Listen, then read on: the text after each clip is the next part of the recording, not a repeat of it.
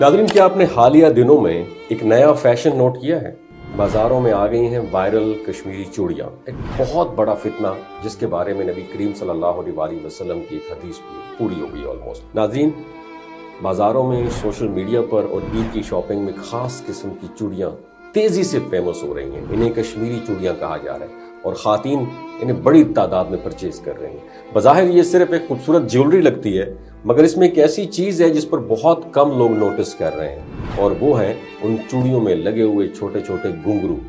जब हाथ हरकत करते हैं तो ये घुंघरू हल्की सी आवाज़ पैदा करते हैं और बहुत सी ख़ातीन इसे खूबसूरती और फैशन का हिस्सा समझती हैं।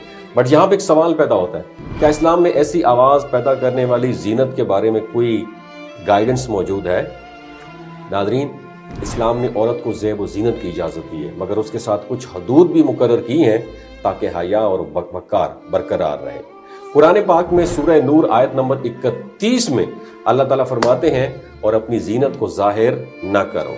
उलमा इस आयत की वजाहत करते हुए बताते हैं कि ज़ीनत में ज़ेवरात, लिबास और दीगर ज़ेबाइश की चीज़ें शामिल हो सकती हैं जिन्हें सिर्फ महरम अफराद के सामने ज़ाहिर करने की इजाज़त है। और इसी तरह एक रिवायत में उम्मुल मोमिनीन हज़रत अम्मा आयशा सिद्दीक़ा रज़ी अल्लाह ताला अन्हा का भी वाक़या बयान किया जाता है। सुनन नबी दाऊद में जिक्र मिलता है कि एक लड़की उनके पास आई जिनके पाँव में घुंघरू थे। उन्होंने फरमाया, इसे मेरे पास ना आने दो जब तक ये घुंघरू काट ना दिए जाएं। और उन्होंने ये भी बयान फरमाया कि रसूलुल्लाह सल्लल्लाहु अलैहि वसल्लम ने फरमाया, फरिश्ते उस घर में दाखिल नहीं होते जिसमें घंटी हो। ये डिजिटल घंटी नहीं, वो वाली घंटी। और ये रिवायत हमें इस बात की तरफ भी अट्रैक्ट करती है कि इस्लाम में ऐसे ज़ेवरात या अशिया से एहतियात की तालीम दी गई है जो गैर ज़रूरी आवाज़ पैदा करे और अट्रैक्शन का सोर्स बने।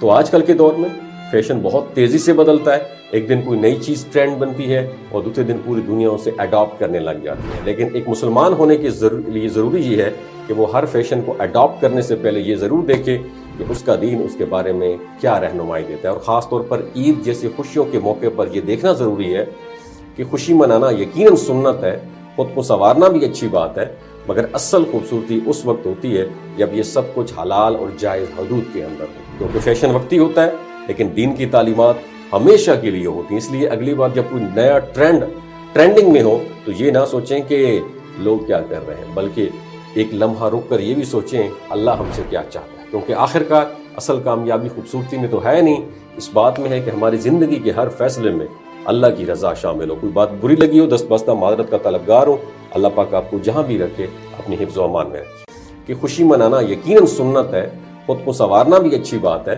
मगर असल खूबसूरती उस वक्त होती है जब ये सब कुछ हलाल और जायज़ हदूद के अंदर हो। क्योंकि फैशन वक्ती होता है, लेकिन दीन की तालीमात हमेशा के लिए होती हैं। इसलिए अगली बार जब कोई नया ट्रेंडिंग में हो तो ये ना सोचें कि लोग क्या कर रहे हैं, बल्कि एक लम्हा रुक कर ये भी सोचें अल्लाह हमसे क्या चाहता है। क्योंकि आखिरकार असल कामयाबी खूबसूरती में तो है नहीं, इस बात में है कि हमारी ज़िंदगी के हर फैसले में अल्लाह की रज़ा शामिल हो। कोई बात बुरी लगी हो, दस्तबस्ता मादरत का तलबगार हो, अल्लाह पाक आपको जहाँ भी रखे अपनी हिफ्ज़ व अमान में रखे।